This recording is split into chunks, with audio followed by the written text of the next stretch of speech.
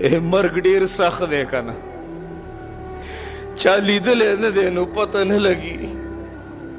خو چې کله ملک الموت مخامخ شي کنه بیا به پته لګي کله چې مړ شي او په قبر د ښځې ولګي دا د دنیا مزې به تحته بې مزې ولګي خوله به دې بند شي ورته سختې به قیزې ولګي مه راخله په خپل مسلمان رور پسې د وړې خبرې د خاطره تمانچه مه راخله مه کوه مه کوه د دې جواب به ډېر په سختۍ میلاویږي مه کوه د دې غیبت جواب به ډېر په سختۍ میلاویږي مه کوه دومره بدنظري جواب به ډېر په سختۍ میلاویږي د بل مسلمان زړه مه ازاروه د دې جواب به ډېر په سختۍ میلاویږي اے محمد رسول الله سرور کائنات خاتم المرسلین امام الانبیاء موږ دپاره ډېرې جړاګانې کړي دي که نه ته څه خبرې عبدالله ابن عمر وی محمد رسول الله سره په لار باندې روان د قجرو په یو باغ باندې تېرېدلو په ځمکه باندې د سیلۍ د دې ونو نه قجورې راغورځولې وې وی رحمتا للعالمین پیغمبر هغه د ځمکې پرېوتې قجورې راواخیستلې وی چې څنګه داسې خوړلې وی ماته ست کړې چې ته مو خوره ما وی چې یا رسول الله زه خو موړ یم زه خو وږی نه یم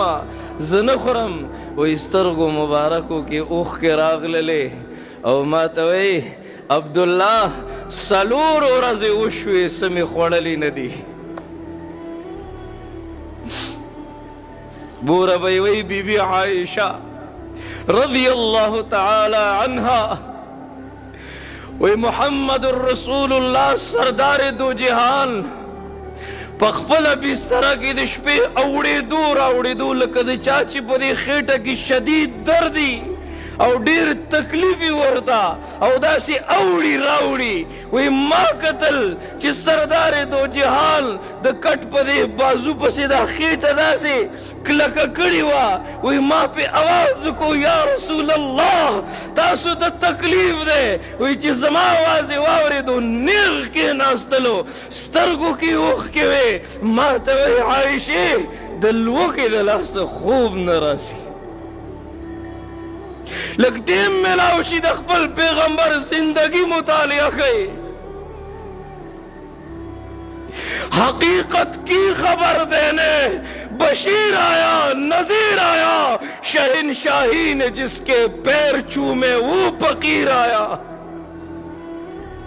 کله چې د فانی دنیا نه رخصت کېدو موره به یې فرمایي وایي موږ کره ډیوه کې تیل نه و چې ډیوه م پې بله کړی وی وایي ګاونډیانو نه م تیل قرض راواخیستل نو ډیوه م پې بله کړله هغه کله آرام غوښتلی دی هغه کله د سکون زندگی غوښتلی ده هغه کله د پراختیا رزق غوښتلی دی ای موږ دپاره یې جړلي دي چې الله دوی به نه رسوا کوي الله د دوی شکل به نه بدلی الله دوی نه به خنزیر نه جوړی الله دوی نه به شادو نه جوړی الله زه په دوی ډېر زیات خفه کېږم